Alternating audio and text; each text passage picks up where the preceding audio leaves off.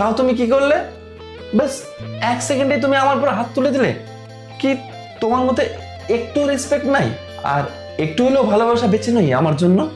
আর মিষ্টু, রাগ শুধু তোমারই হয় না, রাগ আমারও হয়, কিন্তু আজ পর্যন্ত তোমার উপর কোনো হাত তুলিনি। আর আমি তো ওটার জন্য তোমাকে সরি বলেছিলাম।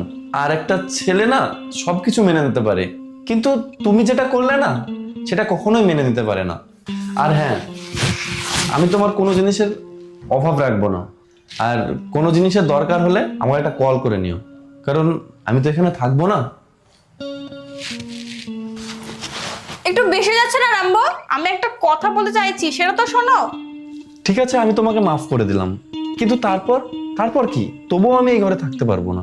আমার প্রতি তোমার কোনো সেলফ রেসপেক্ট বেঁচে নেই, যদিও বা একটু আছে, সেটাকে আমি এখানে থেকে নষ্ট করতে চাই না। আর হ্যাঁ, তোমার তো এসব নাটক মনে হচ্ছে না? কি অ্যাক্টিং করছি যে বাইরে গিয়ে সবাইকে বলে দেবো যে এখানে কি হচ্ছে না হচ্ছে আমাদের মধ্যে।